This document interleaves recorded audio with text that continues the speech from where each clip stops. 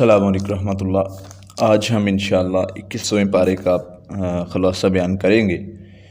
سب سے پہلے اللہ تعالیٰ ذکر کرتے ہیں اتلو ما اوحی الیک من الکتاب واقم الصلاۃ ان الصلاۃ تنہی عن الفحشاء والمنکر۔ بے شک آپ پر جو وحی کی گئی ہے کتاب میں سے، اس کو جو ہے وہ لوگوں کو بیان کرنے کا حکم، اس کی تلاوت کریں، اور اسی طرح اللہ فرماتے ہیں کہ نماز قائم کریں۔ بے شک نماز جو ہے وہ بے حیائی سے روکتی ہے۔ ہمیں ہماری نماز بے حیائی سے کیوں نہیں روکتی، یہ سوچنے کی بات ہے۔ یا تو ہماری نماز میں کمی ہے، کوئی کوتاہی ہے، جس کی وجہ سے نماز ہمیں بے حیائی برے کاموں سے نہیں روکتی۔ پھر اللہ تعالیٰ فرماتے ہیں کہ اہل کتاب سے جھگڑا نہ کرو، ان کو دعوت دو طریقے کے ساتھ۔ کس طریقے کے ساتھ؟ انہیں بتاؤ کہ تمہارا معبود اور ہمارا معبود ایک ہے، یعنی اللہ کو وہ بھی مانتے ہیں، تم بھی مانتے ہو۔ پھر اسی طرح تمہاری طرف جو نازل کیا گیا ہے ہم اس پر ایمان لاتے ہیں، کیونکہ ہم پچھلی کتابوں تمام کتابوں پر ایمان لاتے ہیں۔ کچھ اللہ فرماتے ہیں کہ اہل کتاب میں سے جو ہیں وہ ایمان لانے والے بھی ہیں، یعنی کچھ ایسے بھی ہیں جو ان کو مانیں گے، نبی صلی اللہ علیہ وسلم پر ایمان لے آئیں گے، اور کچھ اس میں سے ایسے ہیں جو انکار کرتے ہیں۔ نہیں انکار کرتے مگر کون؟ کافر لوگ ہی اللہ فرماتے ہیں انکار کرتے ہیں۔ پھر ایسے اللہ تعالیٰ فرماتے ہیں کہ ہم نے یہ کتاب وحی کے ذریعے سے آپ پر جو ہے وہ اتاری ہے، پڑھنے کا حکم دیا ہے۔ اس سے پہلے نہ آپ پڑھتے تھے نہ لکھتے تھے، یعنی نبی صلی اللہ علیہ وسلم کو اللہ تعالیٰ نے بتایا ہے کہ پہلے تو آپ پڑھے لکھے یعنی پڑھتے لکھتے نہیں تھے۔ تو نبی صلی اللہ علیہ وسلم پیچھے گزر چکا ہے، پچھلے پارے میں کفار کو کہتے ہو کہ پہلے تم نے مجھے پڑھتے یا لکھتے دیکھا ہے؟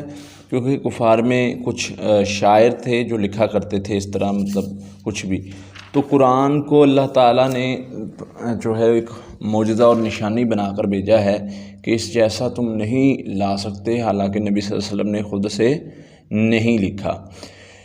پھر اسی طرح آگے چل کے اللہ تعالیٰ وہ نشانیاں مانگتے ہیں کہ کچھ ہمیں دکھاؤ، کہ کوئی نشانی اس میں تم لے کر آؤ۔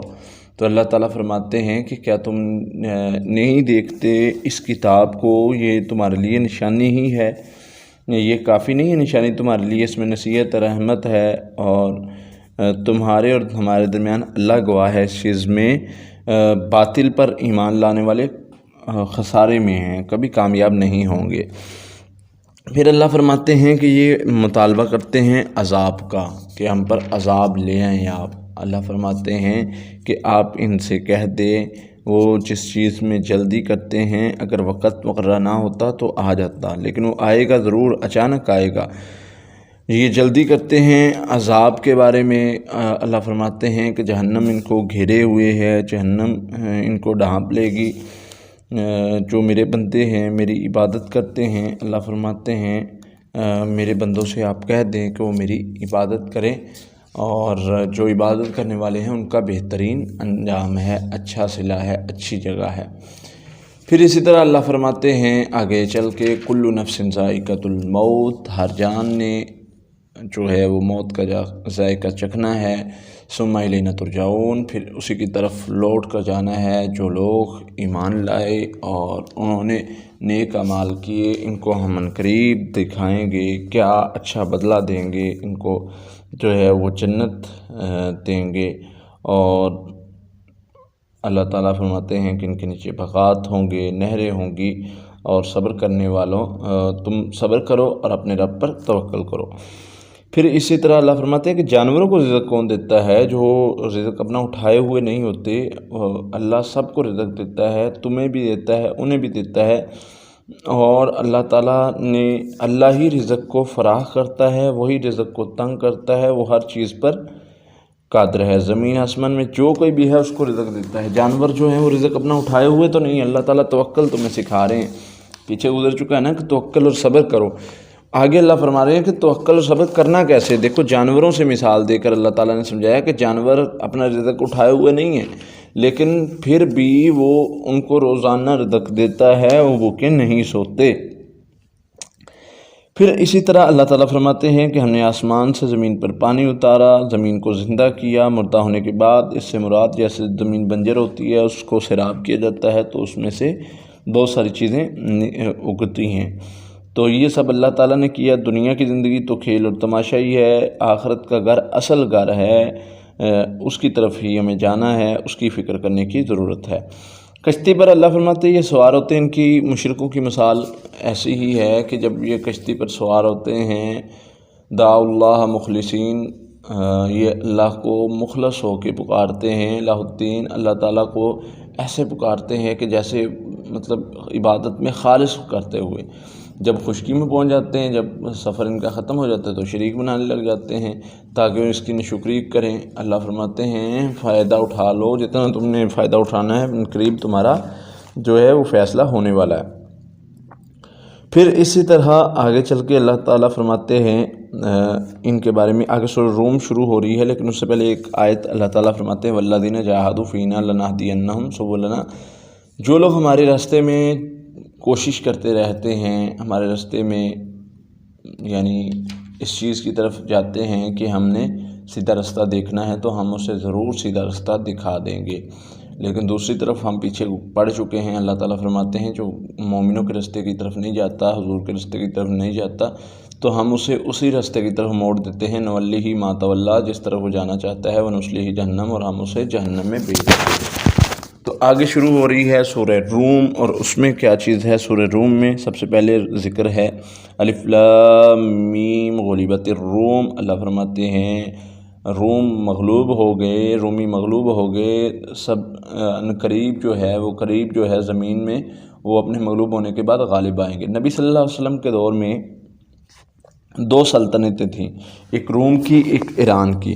اب روم مسلمانوں کی حمایت جو ہے وہ رومیوں کے ساتھ تھی، مشرکین مکہ کی حمایت جو ہے وہ ان کے ساتھ تھی، ایرانیوں کے ساتھ۔ ان کے وابستگی کی وجہ یہ تھی کہ وہ ایرانی جو تھے وہ ان کے یعنی مذہبی لحاظ سے قریب تھے، وہ یہ بتوں کی پوجا کرتے تھے، وہ آتش کی پوجا کرتے تھے، یہ جو ہے یہ بھی آخرت پر ایمان نہیں لاتے تھے، وہ بھی آخرت پر ایمان نہیں لاتے تھے، اس لحاظ سے وہ قریب تھے ایک دوسرے کے۔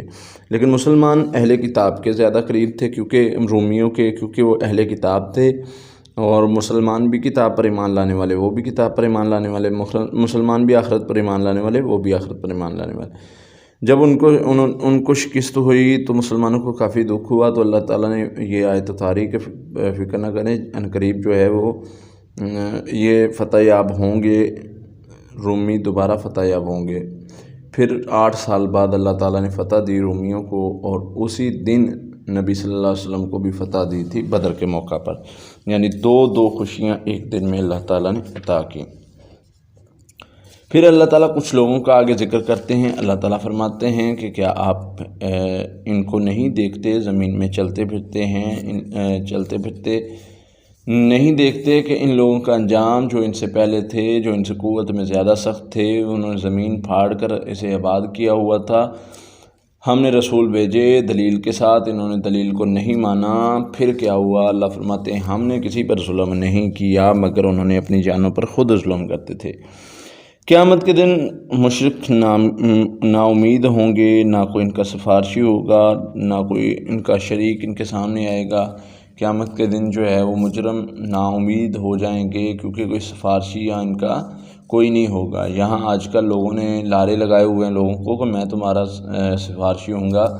اللہ فرماتے ہیں قیامت کے دن کوئی کسی کا سفارشی نہیں ہوگا۔ اور آیت الکرسی میں اللہ فرماتے ہیں کوئی ہے جو کسی کی سفارش کرے، من ذا الذی یشفع عندہ الا باذنہ، مگر اس کے اذن کے بعد اللہ تعالیٰ حکم دیں گے پھر کوئی سفارش کر سکے گا۔ پھر اسی طرح اللہ تعالیٰ قیامت کے حوالے سے کچھ چیزیں ذکر کرتے ہوئے فرماتے ہیں کہ اس دن کسی کی سفارش نہیں ہوگی، ان کو مجرم نا امید ہو جائیں گے، اور جو مومن ہیں ایمان والے اللہ پر توکل کرنے والے یہ عالی شان بنگلوں میں ہوں گے، اور ان کی جو ہے وہ پکڑ نہیں ہوگی، ان کو جو ہے وہ خیر خیر مل جائے گی، ان کو بھلائی بھلائی مل جائے گی۔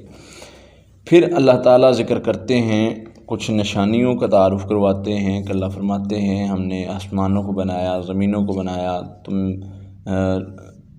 زندہ میں سے مردہ نکالتے ہیں، مردہ میں سے زندہ نکالتے ہیں، زمین کو مردہ ہونے کے بعد زندہ کرتے ہیں، یعنی مردہ میں سے زندہ نکالنے سے مراد انڈے میں سے مرغی نکالی جاتی ہے، تو یہ مردے میں سے زندہ نکالا اللہ نے۔ جب تک انڈا تھا تو وہ مردہ تھا، اس میں کچھ نہیں ہے، نہ وہ سانس لیتا ہے نہ وہ کچھ کھاتا پیتا ہے، لیکن جب بھی اس میں سے اللہ نے جو ہے وہ چوزا پیدا کیا، وہ سانس بھی لیتا ہے کھاتا پیتا بھی ہے۔ یہ مردے میں سے زندہ کو پیدا کیا، زندہ میں سے مردہ کو جس طرح اللہ تعالیٰ نے مرغی میں سے انڈے کو پیدا کیا، تو یہ اللہ تعالیٰ کی نشانیاں ہیں۔ زمین میں سے اللہ تعالیٰ فرماتے ہیں کہ زمین مردہ ہونے کے بعد زندہ ہوتی ہے، یعنی بنجر ہونے کے بعد پھر دوبارہ یعنی ہری ہوتی ہے۔ پھر اسی طرح اللہ فرماتے ہیں انسان کو ہم نے جو ہے وہ حقیر مٹی سے بنایا، اس کو کیسے بنایا، کس طریقے سے بنایا، اللہ فرماتے ہیں ساری وہ ڈیٹیل پیچھے ہم پڑھ چکے ہیں، کن کن مراحل میں اللہ نے ذکر کیا ہے کہ ہم نے انسان کو بنایا۔ پھر اللہ تعالیٰ کچھ لوگوں کا ذکر کرتے ہیں جو اپنی خواہشات کے پیچھے چلتے ہیں۔ اللہ فرماتے ہیں کہ یہ لوگ جو اپنی خواہشات کے پیچھے چلتے ہیں، خواہشات کو جنہوں نے اپنا معبود بنا لیا ہے، یہ گمراہ ہو گئے۔ ان کو کون ہے جو ہدایت دے اللہ کے علاوہ؟ جن کو اللہ نے گمراہ کر دیا، ان کو کوئی ہے جو ہدایت دے سکے؟ نہیں، ان کا کوئی مددگار نہیں ہوگا۔ پھر آگے چل کے اللہ تعالیٰ اسی طرح فرماتے ہیں جب ان کو تکلیف پہنچتی ہے تو یہ ہمیں پکارتے ہیں، ہم تکلیف دور کر دیتے ہیں۔ پھر جب ان کی تکلیف دور ہو جاتی ہے تو یہ شریک بنانے لگ جاتے ہیں۔ پیچھے اللہ نے کشتی والوں کا بھی ذکر کیا ہے کہ جب ان کو کشتی ان کی جو ہے کشتی میں بیٹھتے ہیں، جب پتہ ہوتا ہے کہ پتہ نہیں زندگی ہے یا موت ہے، زندگی ہے یا موت ہے،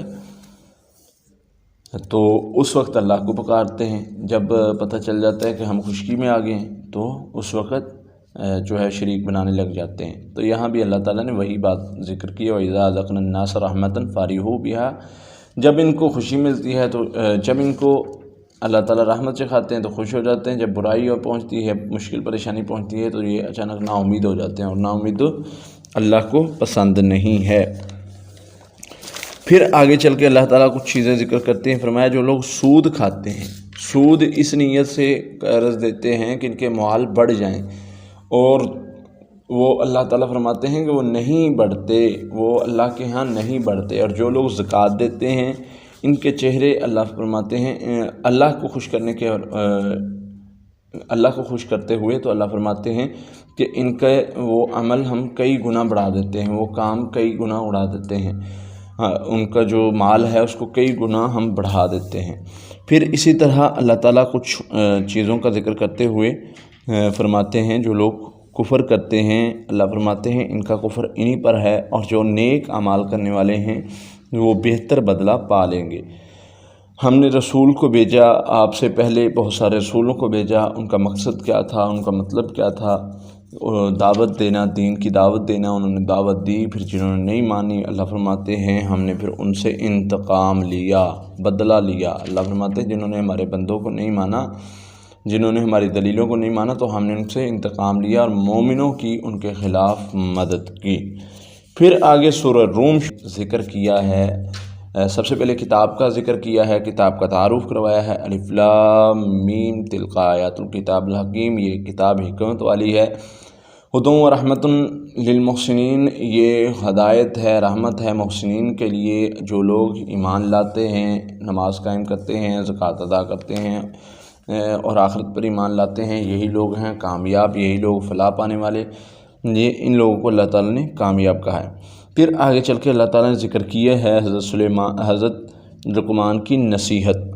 حضرت لقمان نے اپنے بیٹے سے نصیحت کی، میرے بیٹے، سب سے پہلے کچھ نصیحتیں انہوں نے کی، ان میں سے ایک نصیحت یہ تھی کہ میرے بیٹے کبھی اللہ کے ساتھ شریک نہیں بنانا، کسی کو شریک نہیں بنانا اللہ کے ساتھ۔ اس میں کیا ہوگا؟ انہوں نے کہا یا بنیہ ایک تو یا بنیہ لا تشرک باللہ شیئا، اللہ کے ساتھ کسی کو شریک نہیں بنانا، شرک کرنا جو ہے، ان الشرک لظلم عظیم، شرک جو ہے بہت بڑا ظلم ہے۔ تو اس کو آگے چل کے انہوں نے کچھ اور نصیحتیں کی، جس میں ماں باپ کے ساتھ اچھے سلوک کی نصیحت ہے، ماں باپ کے ساتھ جو ہے وہ بہتر اچھے طریقے سے ماں باپ کی اطاعت کرنی، اگر وہ شرک کا کہیں تو پھر ان کی بات نہیں ماننی، یہ قرآن میں اللہ تعالیٰ نے ذکر کر دیا ہے۔ پھر اسی طرح اچھے طریقے سے ان سے پیش آنا ہے اور ان سے مطلب اگر وہ بری کوئی بات کرتے ہیں تو جیسے پیچھے ہم پڑھ چکے ہیں ولا فن اف تک نہیں کہنا، ان سے کوئی بات نہیں کرنی، وہ جو مرضی کہتے رہیں۔ پھر اللہ تعالیٰ فرماتے ہیں حضرت لقمان نے اپنے بیٹے کو نصیحت کی، یا بنیا انہا ان تق مثقال حبۃ من خردل فتکن فی صخرۃ او فی السماوات او فی الارض یأتی بها اللہ ان اللہ لطیف خبیر۔ میرے بیٹے، میرا اللہ اتنا بریک بین ہے کہ وہ کوئی بھی چیز رائی کے دانے کے برابر ہو یا اس سے بھی چھوٹی ہو، چٹانوں میں ہو، آسمانوں میں ہو، زمینوں میں ہو، کہیں بھی ہو، بریک سے بریک چیز ہو، میرا اللہ اسے بھی لانا جانتا ہے۔ بے شک میرا اللہ بریک بین بھی ہے، پوری خبر رکھنے والا بھی ہے۔ تو اللہ تعالیٰ کی تعریف بھی بیان کر رہے ہیں اور نصیحتیں بھی کر رہے ہیں، سمجھا بھی رہے ہیں۔ پھر اسی طرح کہا کہ نماز قائم کرو میرے بیٹے، نماز کو قائم کرنا ہے، نیکی کا حکم دینا ہے، برائی سے روکنا ہے اور صبر کرنا ہے تکلیف میں۔ جب کوئی مصیبت تکلیف پہنچتی ہے، ایمان والوں کا یہی ہے کہ وہ تکلیف کے وقت صبر کرتے ہیں جب بھی انہیں کوئی تکلیف پہنچتی ہے۔ پھر اسی طرح آگے چل کے فرمایا کہ زمین پر اکڑ کے نہیں چلنا، لوگوں کے ساتھ سیدھے منہ سے بات کرنی ہے، لوگوں کے لیے اپنے منہ کو ٹیڑھا نہیں کرنا۔ ولا تمشی فی الارض مرحا، زمین میں اکڑ کے نہیں چلو، جیسے کہ پیچھے ہم پڑھ چکے ہیں۔ اللہ تعالیٰ فرماتے ہیں تم زمین میں کس لیے اکڑ کے چلتے ہو؟ زمین کو پھاڑ دو گے یا پہاڑوں کو پھاڑ دو گے؟ نہ تم زمین کو پھاڑ سکتے ہو نہ پہاڑوں کو ہلا سکتے ہو، تو تم کس چیز پر اتنا بڑا غرور اور تکبر اور فخر کر رہے ہو؟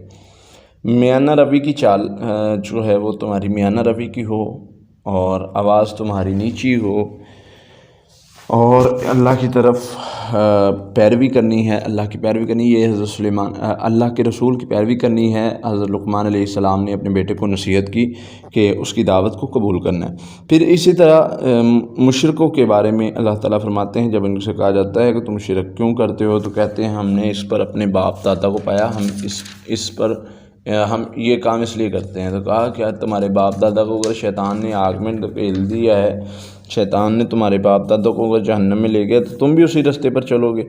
تو اللہ فرماتے ہیں کہ ٹھیک ہے، کر لو تم جو ہے وہ تھوڑا سامان، آخرت تم سامان اکٹھا کر لو، فائدہ اٹھا لو تھوڑا سا، پھر آخرت میں سخت عذاب ہے تمہارے لیے، وہ اس بارے میں جو تم سے کہا گیا، تمہیں سمجھایا گیا لیکن تمہیں بات سمجھ میں نہیں آئی۔ پھر آگے اللہ تعالیٰ فرماتے ہیں کہ جو لوگ ایمان والوں کے بارے میں اللہ تعالیٰ کچھ چیزیں ذکر کر رہے ہیں۔ ایمان والوں کو اللہ تعالیٰ جو ہے وہ جنت میں عالی شان جگہ دیں گے، عالی شان مقام دیں گے، عالی شان جو ہے وہ اللہ فرماتے ہیں تختوں پر بیٹھے ہوں گے۔ اور اسی طرح اللہ تعالیٰ یہاں پر ذکر کرتے ہوئے فرماتے ہیں اپنی تعریف کے حوالے سے کہ زمین میں جتنے درخت کلمے بن جائیں، سمندر جتنے ہیں سیاہی بن جائیں، اللہ کی باتیں لکھنے لگ جائیں، اللہ کی تعریفات لکھنے لگ جائیں، اللہ کی تسبیحات لکھنے لگ جائیں، وہ لکھ نہیں سکتے۔ سیاہی ختم ہو جائے گی، درخت ختم ہو جائیں گے، لیکن اللہ کی تعریف نہیں لکھ سکتے۔ کتنے زمین میں سمندر ہیں اور کتنے ہی زمین میں درخت ہیں، سب کے سب کلمے اور سیاہی بن جائیں تو اللہ تعالیٰ کی حمد و ثنا، اللہ تعالیٰ کی باتیں نہیں لکھ سکتے۔ اللہ ہی ہے جو سب کچھ کرنے والا ہے، دن کو رات میں بدلتا ہے، اس نے سورج کو مسخر کیا ہوا ہے، چاند کو مسخر کیا ہوا ہے، سورج نکلتا ہے ڈوب جاتا ہے، چاند نکلتا ہے ڈوب جاتا ہے، تو وہ کس نے کیا ہے؟ اللہ فرماتے ہیں وہ اللہ ہی ہے جس نے یہ سارا کچھ کیا ہوا ہے، سورج چاند کو مسخر کرتا ہے اور وہ باخبر ہے۔ یہ ساری چیزیں اللہ تعالیٰ بیان فرما کے کہتے ہیں کہ اللہ کا حق نہیں ہے کہ اس کو پکارا جائے، اور ڈرو اس دن سے جس دن کسی کا کوئی کام نہیں آئے گا، کسی کا کوئی سفارش ہی نہیں ہوگا، کوئی بندہ کسی کے کوئی کام نہیں آئے گا۔ اس دن سے اللہ تعالیٰ تمہیں ڈرا رہے ہیں کہ اس دن سے ڈر جاؤ، اس دن کوئی کسی کا جو ہے وہ سمجھنے والا نہیں ہوگا، کوئی کسی کو جو ہے وہ سفارشی نہیں ہوگا۔ پھر اسی طرح اللہ تعالیٰ 5 چیزوں کے حوالے سے ذکر کرتے ہیں کہ ان کا علم صرف اور صرف اللہ کے پاس ہی ہے۔ جیسے امام بخاری رحمۃ اللہ علیہ کے بارے میں ملتا ہے کہ انہوں نے جو ہے وہ حرم میں دعا کی کہ اللہ مجھے دکھا، میری موت کا بانی ہے تاکہ میں اس وقت بیت اللہ میں آ جاؤں۔ تو نبی صلی اللہ علیہ وسلم انہیں خواب میں ملے اور 5 کا اشارہ کیا۔ جب انہوں نے تعبیر کروائی تو تعبیر کرنے والے نے کہا کہ یہ دیکھیں اللہ تعالیٰ نے کسی امام سے تعبیر کروائی، تو انہوں نے کہا کہ یہ دیکھیں اللہ تعالیٰ نے آیت اتاری ہے، ان اللہ عندہ علم الساعہ، بے شک قیامت کا دن، قیامت کا علم اللہ کے پاس ہے، وہ ينزل الغیث، اور وہی بارش برساتا ہے، اس کا یہ بھی علم اسی کے پاس ہے، وَيَعْلَمُ مَا فِي الْأَرْحَامِ، اور ماں کو پیٹوں میں جو کچھ ہے وہی جانتا ہے، وَمَا تَدْرِي نَفْسٌ مَاذَا تَكْسِبُ غَدًا، اور کل کیا کمائے گا یہ بھی وہی جانتا ہے، وَمَا تَدْرِي نَفْسٌ بِأَيِّ أَرْضٍ تَمُوتُ، اور کس جگہ پر مرے گا بندہ، کس جگہ پر فوت ہوگا، یہ بھی علم اللہ کے پاس ہی ہے، یہ علم کسی اور کے پاس نہیں ہے۔ تو اللہ علم و حکمت رکھنے والا ہے۔ پھر سورہ سجدہ شروع ہوتی ہے، سب سے پہلے اللہ تعالیٰ نے اپنا تعارف کروایا، الف لام میم، تنزیل الکتاب لا ریب فیہ من رب العالمین، یہ کتاب اللہ تعالیٰ نے جس میں کوئی شک نہیں ہے تیرے رب عالمین کی طرف سے نازل کی گئی ہے۔ پھر اللہ تعالیٰ فرماتے ہیں کہ 6 دن میں ہم نے آسمان کو بنایا، زمین کو بنایا، اس کے درمیان جو کچھ ہے، جو ہر چیز کو اللہ فرماتے ہیں ہم نے اس کے درمیان جو بھی ہے اس کو بنایا، اور وہی ہے جو غالب حکمت والا ہے، وہی ہے جس نے ہر چیز کو جو ہے وہ بنایا اور ہر چیز کے بارے میں وہ جانتا ہے، اور اسی نے آگے انسان کو ایک حقیر پانی کے ساتھ پیدا کیا، اور انسان کو جو ہے وہ اس نے پھر اس کے اندر روح پھونکی، پھر اس کو کان آنکھ دل دیا، کیا تم اس چیز پر شکر نہیں کرتے کہ اللہ تعالیٰ نے تم کو اتنی نعمتوں سے نوازا ہے۔ پھر انہوں نے کہا کہ کیا جب ہم زمین میں گم ہو جائیں گے تو کیا واقعی ہم اٹھائے جائیں گے؟ زمین میں جب ہمارا کچھ بھی نہیں ہوگا، جلانے والے کو جلا دیا جائے گا، اس کی خاک کہیں کیا کہیں، تو پھر کیا ہم واقعی دوبارہ اٹھائے جائیں گے؟ تو اللہ فرماتے ہیں کہ جب فرشتے تمہاری روح قبض کرتے ہیں نا، تمہیں روح قبض کرتے ہیں جو مقررہ کیے گئے ہیں تم پر، تو وہ تمہیں ضرور دوبارہ اپنی طرف لوٹائے گا، جس طرح اس نے پہلے تمہیں پیدا کیا ہے۔ پیدا کرنے کا تعارف اللہ تعالیٰ کروا کے بتاتے ہیں کہ تمہیں دوبارہ ضرور اٹھائے گا اللہ تعالیٰ۔ پھر اسی طرح اللہ تعالیٰ ذکر کرتے ہوئے فرماتے ہیں، اللہ جو چاہتا ہے، اللہ جسے چاہتا ہے ہدایت دیتا ہے، اور ہماری طرف سے بات لکھ دی گئی ہے کہ جنوں اور انسوں کو اللہ تعالیٰ ضرور کچھ لوگوں سے جہنم کو بھرے گا۔ اگر اللہ چاہتا تو سب کو ہدایت دے سکتا تھا، لیکن اللہ تعالیٰ کی طرف سے یہ بات لکھ دی گئی ہے کہ اللہ تعالیٰ فرماتے ہیں لَأَمْلَأَنَّ جَهَنَّمَ مِنَ الْجِنَّةِ وَالنَّاسِ أَجْمَعِينَ، جہنم کو ضرور بھر دے گا، اور پھر کیا کہے گا، فَذُوقُوا بِمَا، یہ عذاب چکھو جو تم سے اس دن کی ملاقات کے بارے میں کہا گیا تھا، لیکن تم مانتے ہی نہیں تھے، یہ مانتے ہی نہیں تھے۔ اللہ فرمائیں گے کہ چکھو بھئی، اب عذاب چکھو۔ جو مومن ہیں اللہ فرماتے ہیں جب ان سے نصیحت کی جاتی ہے سجدہ کرتے ہوئے گر جاتے ہیں، تسبیح بیان کرتے ہیں، اور ان کے پہلو جو ہیں وہ بستروں سے جدا رہتے ہیں راتوں کو، ان کے پہلو ڈر اور طمع کی نیت سے ڈرتے بھی ہیں، طمع بھی ہے۔ تتجافى جنوبهم عن المساجد يدعون ربهم خوفا وطمعا، یہ اپنے رب کے خوف اور طمع سے، خوف جہنم کا، طمع جنت کی، خوف اللہ کے غضب کا، طمع اللہ سے محبت کی، تو یہ ان کے پہلو جو ہیں جو ہے وہ بستروں پر نہیں لگتے، یہ اللہ کے سامنے کھڑے ہوتے ہیں۔ پھر اللہ تعالیٰ فرماتے ہیں کچھ لوگوں کے بارے میں جن کو عذاب ہوگا، جن کو دنیا میں چھوٹی چھوٹی مشکلات آتی ہیں، وَلَنُذِيقَنَّهُم مِّنَ الْعَذَابِ الْأَدْنَىٰ دُونَ الْعَذَابِ الْأَكْبَرِ لَعَلَّهُمْ يَرْجِعُونَ، یہ چھوٹا عذاب، چھوٹی تکلیف اس لیے دیتے ہیں کہ بڑے عذاب سے بچ جائیں، بڑا عذاب ہم ان کو بعد میں چکھائیں گے، چھوٹا عذاب، چھوٹی تکلیف اس لیے دیتے ہیں کہ وہ پلٹ آئیں۔ تو تکلیف کوئی بھی آتی ہے تو اس میں اللہ تعالیٰ کی طرف سے نصیحت ہوتی ہے، جو نصیحت سے منہ پھیرتے ہیں اللہ فرماتے ہیں مجرموں سے ہم انتقام لے لیں گے۔ جنہوں نے کفر کیا ان کا ایمان لانا کوئی فائدہ نہیں دے گا، نہ انہیں مہلت دی جائے گی، نہ انتظار کرنے والوں میں سے ہوں گے۔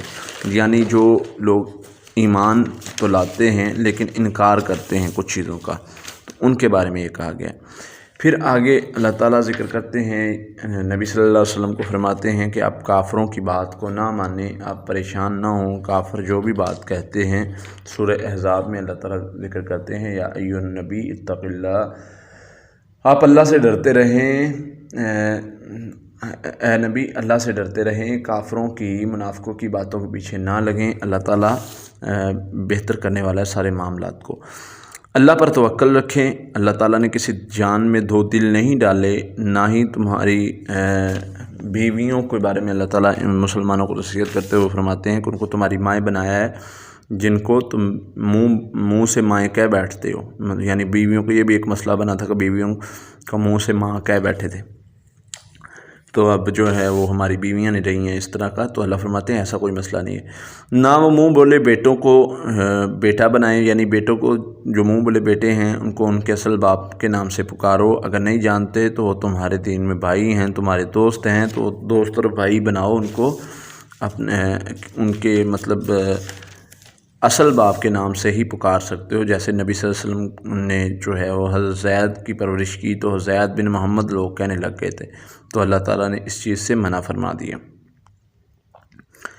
پھر اللہ تعالیٰ فرماتے ہیں کہ نبی صلی اللہ علیہ وسلم کے بارے میں النبی اولیٰ بالمؤمنین انفسہم، نبی مومنوں پر ان کی جانوں سے زیادہ حق رکھتے ہیں، یعنی نبی صلی اللہ علیہ وسلم سے محبت، نبی صلی اللہ علیہ وسلم کے حکم کو ماننا مومنوں پر جان سے زیادہ عزیز ہے۔ اور نبی صلی اللہ علیہ وسلم کی جو بیویاں ہیں وہ مومنوں کی مائیں ہیں، اور اسی طرح وہ مومنوں کی مائیں ہیں، اور ماں سے جس طرح بندہ جو ہے وہ نکاح کوئی نہیں کر سکتا، اسی طرح نبی صلی اللہ علیہ وسلم کی رحلت کے بعد ان کی بیویوں سے بھی کوئی نکاح نہیں کر سکتا۔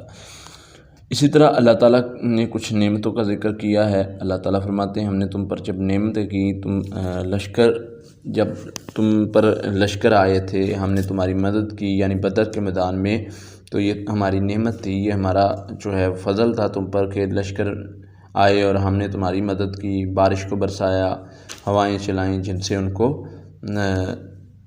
کو تکلیف پہنچی، اور تمہیں ہم نے جو ہے وہ بہتر کر دیا، اور اسی طرح ہم نے وہ فوجیں اتاری جن کو تم دیکھ ہی نہیں سکتے تھے، تو یہ اللہ کی رحمت تھی۔ اللہ تعالیٰ فرماتے ہیں کہ ایمان والوں کو، یہ سورہ احزاب میں اللہ تعالیٰ فرماتے ہیں کہ ایمان والوں کو اللہ تعالیٰ ضرور آزمائے گا، اور کچھ ایمان والوں کو اتنا آزمایا گیا کہ وہ ہلا دیے گئے، اور منافقوں نے کہا کہ منافقوں نے بہانے لگانے شروع کر دیے، کبھی کہتے ہیں ہمارے گھر اکیلے ہیں، ہمارے گھر محفوظ نہیں ہیں۔ اللہ فرماتے ہیں کہ کیا تم اس چیز سے بھاگنا چاہتے ہو، بھاگ سکتے ہو کیا اس کام سے؟ تو کون ہے تمہیں جو اللہ سے بچائے گا؟ اور نبی صلی اللہ علیہ وسلم کو اللہ تعالیٰ فرماتے ہیں کہ یہ تمہارے بارے میں بڑے بخیل ہیں، جب ان پر خوف آتا ہے تو تمہاری طرف دیکھتے ہیں جیسے جس کو موت آ رہی ہو، موت کی غشی میں انسان دیکھتا ہے، یعنی ایسے دیکھتے ہیں کہ آپ کے علاوہ کوئی بچا ہی نہیں سکتا، اور اب ہم کیا کریں گے۔ جب خوف جاتا رہتا ہے تو آپ کو باتوں کے ذریعے تکلیف دیتے ہیں، اور مال کے حریص ہیں، یہ اللہ فرماتے ہیں کہ اعمال کو ضائع کر دیا جائے گا۔ اور مومنوں میں سے کچھ لوگ تو ایسے ہیں جنہوں نے اپنی نظروں کو پورا کیا، یعنی جنہوں نے جو نظر مانی تھی، شہادت کی دعا کی تھی، انہوں نے شہادت پا لی، کچھ نے کسی کو قتل کرنے کی دعا کی تھی، اس نے اس کو قتل کر لیا۔ اور تمہارا مالک اللہ ہی ہے، تمہارا خالق اللہ ہی ہے۔ پھر اللہ تعالیٰ نبی صلی اللہ علیہ وسلم کی بیویوں کو کچھ سمجھاتے ہوئے ذکر کرتے ہیں کہ اگر تم دنیا کی زندگی کا سامان چاہتی ہو تو ان کو دے کے رخصت کر دیں، اگر اللہ اور اس کے رسول کا ارادہ رکھتی ہوں تو نیکی کرنے والوں کا اللہ تعالیٰ اجر ضائع نہیں کرتے، اور اگر تم بے حیائی کرو گی تو یہ تمہارے لیے دگنا اور عذاب ہے۔